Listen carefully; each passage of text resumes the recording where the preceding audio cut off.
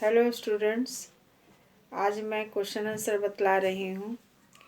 पहले एक एक नंबर का क्वेश्चन बतलाऊँगी, जिसमें एक क्वेश्चन के 4 आंसर रहेंगे और आपको सही आंसर में टिक मार्क करना है। पहला क्वेश्चन है, दर्शन शब्द की उत्पत्ति हुई है ए क्री धातु से, बी लू धातु से, सी दृश्य धातु से या इनमें से कोई नहीं। तो दृश्य धातु से हुई है, यानी इसका आंसर सी है। भागवत गीता को कर्म शास्त्र किसने कहा है? महात्मा गांधी, बाल गंगाधर तिलक और विनोबा भावे या जवाहरलाल नेहरू। तो इसका आंसर है बाल गंगाधर तिलक, यानी बी आंसर है। बौद्ध दर्शन के प्रवर्तक यानी बौद्ध दर्शन को चलाने वाले कौन थे? महात्मा बुद्ध, महर्षि गौतम बुद्ध, वर्धमान महावीर या पंतजलि। तो इसका आंसर है गौतम बुद्ध, यानी बी आंसर है। प्रमाण कहते हैं, ए है मानसिक ज्ञान को, दूसरा है तर्क को, तीसरा है यथार्थ ज्ञान के साधन को और चौथा है अयथार्थ ज्ञान को। तो इसका आंसर है सी, यानी यथार्थ ज्ञान। फिर पांचवा है, अद्वैत वेदांत के प्रवर्तक कौन है? शंकर, रामानुज, माधव या निम्बकाचार्य। तो इसका सही आंसर है शंकर, ए। निम्नलिखित में से किस सिद्धांत की स्थापना कांट ने की है? बुद्धिवाद, अनुभववाद, संशयवाद या समीक्षावाद। तो इसका आंसर सही है डी, समीक्षावाद। अरस्तु के अनुसार संभाव्यता है उपादान कारण, निमित्त कारण, आकस्मिक कारण या अंतिम कारण।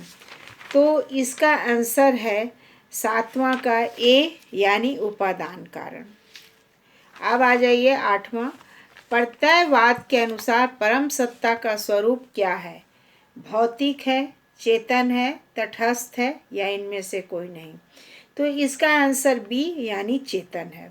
देकार्त मन और शरीर के संबंध की समस्या का हल किस सिद्धांत के आधार पर करते हैं?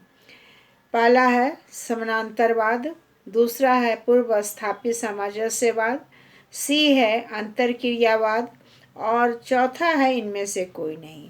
तो इसका आंसर है सी, यानी अंतरक्रियावाद। व्यवसाय या उद्योग धंधा में निम्नलिखित में किस आचार नीति का ध्यान रखा जाता है? ए झूठ नहीं बोलना, बी धोखा नहीं देना, सी चोरी नहीं करना और डी है उपयुक्त सभी। तो इसका सही आंसर डी है, यानी उपयुक्त सभी। अब आ जाइए कि क्वेश्चन आता है कि गीता कर्म के कितने कारकों को मानता है? How many factors of action are accepted by Gita? Gita का मुख्य उपदेश निष्काम कर्म है और सकाम कर्म मनुष्य को अहंकारी बनाता है। मनुष्य समझता है कि जो भी करता है वह उसका कर्ता वह स्वयं है, लेकिन वास्तव में गीता किसी काम के संपन्न होने में, यानी किसी काम के पूरा होने में 5 कारकों को मानता है। पहला है अधिष्ठान, यानी कोई भी कर्म शरीर के बिना संभव नहीं है, इसलिए कर्म का अधिष्ठान है। शरीर कर्म का अधिष्ठान है। दूसरा है कर्ता, शरीर अचेतन है और उसे संचालित करने के लिए चेतन शक्ति कर्ता की आवश्यकता होती है। किसी भी कर्म को करने के लिए बिना चेतन प्राणी के वह कर्म संपन्न नहीं हो सकता है। दूसरा है करण, यानी ज्ञान इंद्रियों के द्वारा कर्म का ज्ञान होना और कर्म इंद्रियों द्वारा कर्म संपन्न होना, इसलिए इंद्रियां करण यानी साधन है। पहले की क्लास में ही बता दी हूँ कि 5 ज्ञान इंद्रियां हैं, 5 कर्म इंद्रियां हैं और 1 आंतरिक इंद्रिया मन है। तो ज्ञान इंद्रियों के द्वारा मनुष्य जो है कर्म का ज्ञान प्राप्त करता है, लेकिन किसी भी कार्य को संपन्न करने के लिए, पूरा करने के लिए कर्म इंद्रियों की आवश्यकता होती है। मनुष्य के पास कर्म इंद्रियां 5 हैं, हाथ, कान, नाक, जीव और इत्यादि। तो ये कर्म इंद्रियों के द्वारा मनुष्य अपने हाथ, पैर, मुख इत्यादि कर्म इंद्रियां हैं और इन्हीं के द्वारा मनुष्य अपने किसी कार्य को संपन्न करता है। अब आ जाइए चेष्टा। कर्म इंद्रियों के होने के बावजूद भी यदि कर्ता के द्वारा कर्म करने की चेष्टा न की गई हो, यानी कर्म करने की कोशिश नहीं की गई हो, तो वह कोई भी कार्य संपन्न नहीं हो सकता है। इसलिए किसी भी कार्य को करने के लिए चेष्टा का होना आवश्यक है। अब आ जाइए देव। प्रत्येक इंद्रियों के पीछे कोई न कोई देव शक्ति होती है और देव शक्ति ईश्वर की प्रेरणा से ही मनुष्य कर्म करने का प्रयास करता है।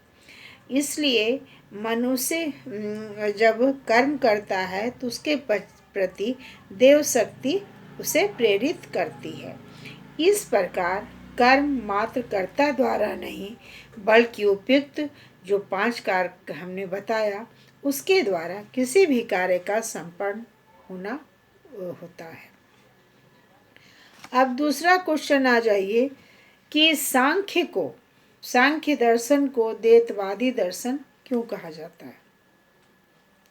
द्वैतवादी का अर्थ होता है, पहले बतला दें, कि 2 की सत्ता को स्वीकार करना, और सांख्य दर्शन जो है सो 2 की सत्ता स्वीकार करता है, पुरुष और प्रकृति। तो प्रकृति जो है अचेतन है, त्रिगुणात्मक है, परिमाणी है। इसके विपरीत पुरुष जो है सो चेतन है, व्यक्तित्वपूर्ण है, अपरिणामी है। तो यहाँ 2 प्रकार के सत्ता हैं जो एक दूसरे के विपरीत हैं और भिन्न हैं, लेकिन फिर भी सांख्य जो है सो प्रकृति और पुरुष 2 की सत्ता को स्वीकार करता है और इसीलिए उसे द्वैतवादी दर्शन कहा जाता है, या हम कह सकते हैं कि वे द्वैतवादी का समर्थन करता है। प्रकृति की सभी चीज़ें की अपनी स्वतंत्रता है। पुरुष प्रकृति को त्रिगुणमयी कहकर इसको स्वतंत्र सत्ता को स्वीकार किया गया है। साथ ही प्रकृति को सत्ता से पुरुष की सत्ता को स्वतंत्र माना गया है। अतः वस्तुवाद का भी समर्थक है, क्योंकि वस्तुवाद में ज्ञाता से स्वतंत्र वस्तु के अस्तित्व को स्वीकार किया जाता है और उसे ही हम वस्तुवाद कहते हैं। तो इस प्रकार से सांख्य दर्शन में वस्तुवाद को भी स्वीकार किया गया है। इसलिए सांख्य दर्शन द्वैतवादी वस्तुवाद का समर्थन करता है। अब आ जाइए कि शंकर के दर्शन को अद्वैत क्यों कहा जाता है।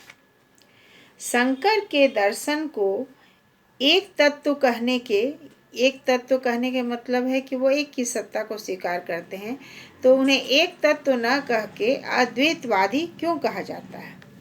शंकर ने ब्रह्म को परम सत्य माना है और वे ब्रह्म की व्याख्या निषेधात्मक ढंग से नेति नेति कहकर करते हैं। शंकर का निषेधात्मक प्रवृत्तिकरण इतना तीव्र है कि वह ब्रह्म को एक कहने के बजाय अद्वैत कहते हैं। शंकर ब्रह्म को छोड़कर ईश्वर, जगत, सृष्टि, जीव इत्यादि की सत्यता खंडित करते हैं और वे माया को भी सत्य नहीं मानते। शंकर सांख्य दर्शन के द्वैतवादी की कटु आलोचना करते हैं और आत्मा और ब्रह्म को अभेद मानने के कारण शंकर का दर्शन अद्वैत कहलाता है। अभेद कहने का मतलब है कि आत्मा और ब्रह्म दोनों एक है, अभिन्न है और उनमें कोई भेद नहीं है। आत्मा ही ब्रह्म है और ब्रह्म ही आत्मा है। इसलिए उनके दर्शन को अद्वैतवादी कहा जाता है। शंकर ने मोक्ष के स्वरूप की व्याख्या करते हुए कहा है कि मोक्ष अवस्था में जीव ब्रह्म में विलीन हो जाता है, यानी ब्रह्म में मिल जाता है। वह ब्रह्म को सदृश नहीं रहता, बल्कि यानी ब्रह्म के समान नहीं रहता है, बल्कि ब्रह्म से एकाकार हो जाता है। और इस प्रकार अज्ञान के कारण जो द्वैत बीच में दिखता है, मोक्षावस्था में उसका अंत हो जाता है। अतः शंकर के दर्शन को अद्वैत वेदांत कहा जाता है।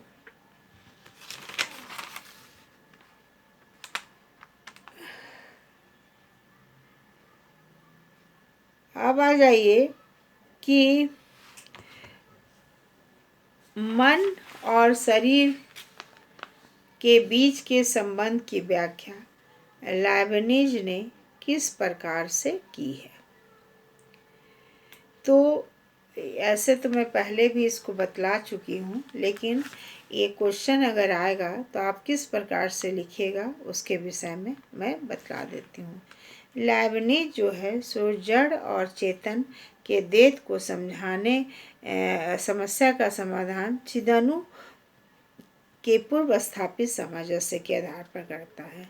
उनके अनुसार सभी चिदनु में चेतना की मात्रा किसी में कम है, किसी में अधिक है। जिसे जड़ या शरीर कहते हैं वह भी चेतन है। शरीर के आधार पर ही चिदनु क्रमबद्ध में तारतम्य रूप के अनुसार श्रृंखलाबद्ध है, यानी कम चेतन सबसे नीचे, फिर उससे अचेतन, फिर उपचेतन, अचेतन, फिर चेतना, फिर आत्मचेतन। तो ये चेतना के विभिन्न स्तर हैं, इसलिए वे किसी भी वस्तु को जड़ नहीं मानते हैं। तो उनका कहना है कि जो इसको साधारणतः लोग जड़ कहते हैं, उसमें चेतना की मात्रा सबसे कम होती है और इसकी चेतना सुषुप्तावस्था में रहती है। चिदनु में वैसे चिदनु हैं जो चेतना की मात्रा को विकसित व स्पष्ट करते हैं, और सभी चिदनु आपस में बंधे हुए हैं, यानी एक दूसरे से बंधे हुए हैं। तो इसके लिए उन्होंने एक उदाहरण भी दिया था कि जिस प्रकार के ऑर्केस्ट्रा के विभिन्न वाद्य यंत्र यानी इंस्ट्रूमेंट अलग अलग होते हैं, लेकिन जब स्वर निकलते हैं तो एक सा सुनाई देता है, उसी प्रकार से ये चिदनु भी आपस में बंधे हुए हैं। और तो मन और शरीर के संबंध की स्थापना कैसे होती है? लाइबनिज कहते हैं सर्वोच्च चिदनु, जिसको उन्होंने ईश्वर की संज्ञा दी है, सभी चिदनु में पूर्व स्थापित सामंजस्यवाद के आधार पर पहले से ही असंबंध कायम रखता है, और मन और शरीर संबंध भी पहले से ईश्वर रचित है। इसी पूर्व स्थापित सामंजस्य के कारण मानसिक और शारीरिक क्रियाएं साथ साथ होती है। मन के अनुकूल शरीर कार्य करता है और शरीर के अनुकूल मन सोचने लगता है। इस प्रकार मन और शरीर के संबंध का ईश्वर द्वारा पूर्व स्थापित है। यही लाइबनिज का सिद्धांत है। Thank you.